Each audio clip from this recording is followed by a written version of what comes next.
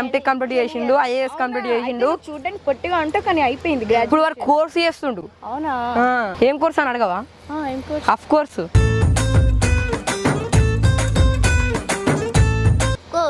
అది. సరే ఇప్పుడు అంతగా నడిపోదామా?